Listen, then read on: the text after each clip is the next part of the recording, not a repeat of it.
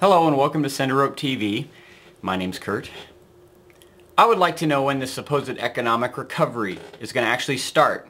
I know that they've said it is started, that all of these jobs have been created, but I don't believe a single word of it.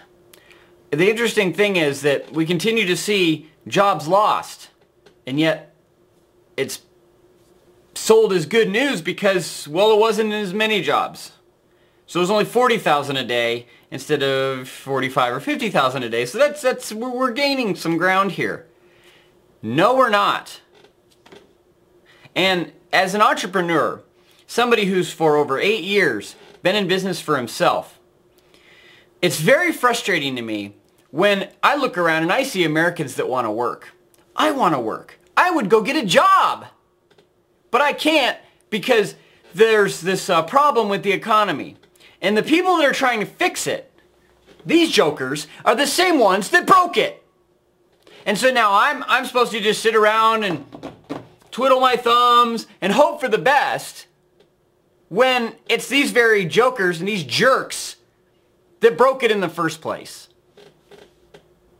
Wake up, America. These people are not your friends. They're doing everything they can.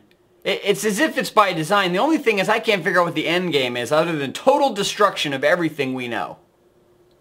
Because I look around and I see Americans sitting at Starbucks and at Panera Bread and at these different places and they have nothing to do, so that's where they are. And they're still spending money that they shouldn't spend. They're probably putting it on credit cards.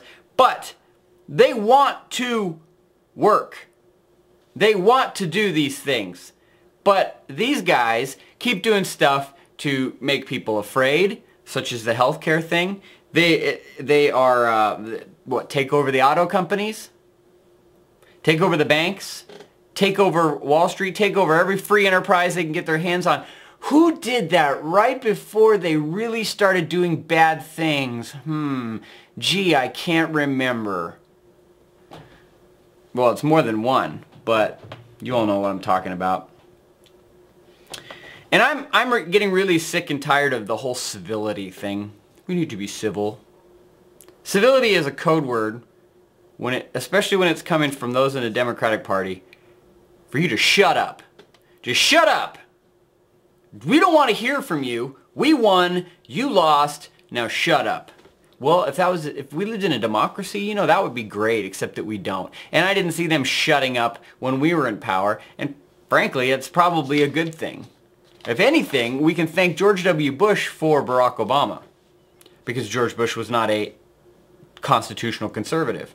And neither have been for a long time a lot of Republicans in office. There's very few constitutional conservatives in office. Now, there's a solution. I really believe that there's a solution, but it involves actually people getting up off of their rear ends and doing something. I continually see on Facebook, oh, this football game was great, and oh, good job, team, yo, go team. All of these different people, all of these different teams, or talking about some show that's really good. And, you know, I don't have a problem with any of that. If you're a fan of sports, great. That's fine. If you're a fan of a show, great. That's fine. But when it is your opiate that is constantly drugging you and making you feel normal, there's a problem. Now, politics for me is not an opiate. I'm not involved politically because I get some sick satisfaction from it. If anything, I pull my hair out more because of it, because people just don't want to get involved. They want to close their ears and close their eyes and say, I don't hear or see anything, just tell me where to go lie down and die. That's the average American.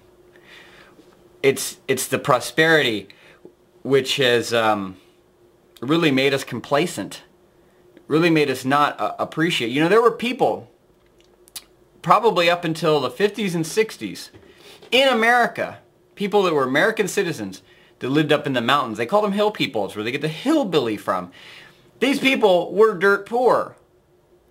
Poverty that we talk about. And they would come down and they would work. And sometimes there was work and sometimes there wasn't. That's what we're heading towards again if we don't stop these people from wrecking everything. You and I want to work. You know what? I want to succeed as a business person.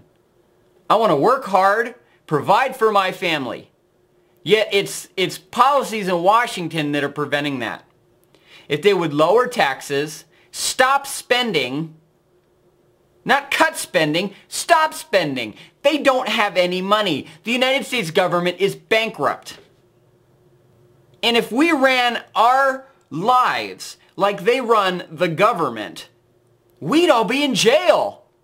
In fact, if you were to do the research, the government is one of the most corrupt institutions on the face of the earth. Theft, abuse, murder, Ponzi schemes, fraud, embezzlement. And yet, every year, they go on as normal. They go on as if nothing's happened. And I just would like to know why that is. Because it seems that every November, there's a reset button. Reset. The government's white as snow. Clean as can be. No criminals. Martha Stewart lies to federal investigators and they send her to jail. They don't actually convict her of any crimes. They send her to jail for lying to federal investigators. Bill Clinton lies under oath. And everyone gives him a pat on the back and a clap of the hands and says, "You dog, you dog, you dirty dog." These people are liars and tax cheats and criminals. And every 2 years they get a reset.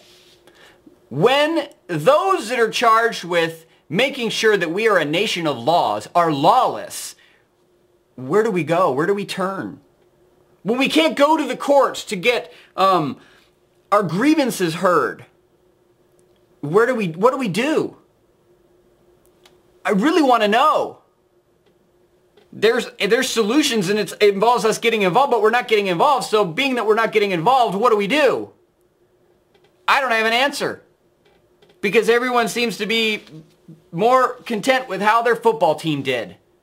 More concerned with how their football team did than they are with actually, being concerned about the fact that we are almost $12 trillion in debt.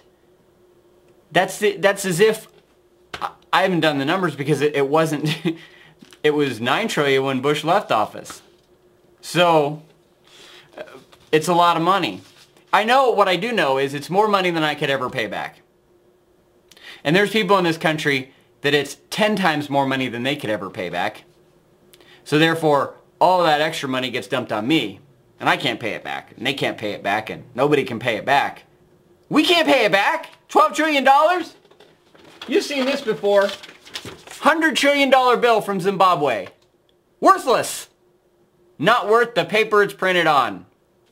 In fact, there was a campaign by a newspaper group called the Zimbabwean, which is a newspaper in Zimbabwe. Robert Mugabe, thug that he is, didn't like them, so he tried to find a way to tax them out of business. So what they did is they had this ad campaign in South Africa, stuck these to a billboard. Hundreds, I think thousands of these things. They're not worth anything. They started making signs that they could stick up on the street corners. This money isn't worth anything.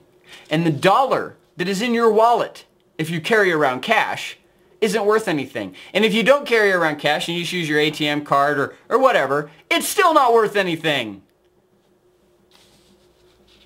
There's another crime the government commits every day. Counterfeiting. Which if we did, we'd go to jail. Yet they don't. Something's got to change, America. You need to get involved. This isn't about racism and hatred. I don't care that Barack Obama's black. I could care less. He's a communist. I don't like communists. I don't like fascists. That's why I didn't like George W. Bush. So, you need to wake up and you need to wake your friends up and you need to get involved. The local Republican Party needs your help. If you're a libertarian, fine. Go have fun with that. But we need to change things and we need to do it today. Not tomorrow. Today.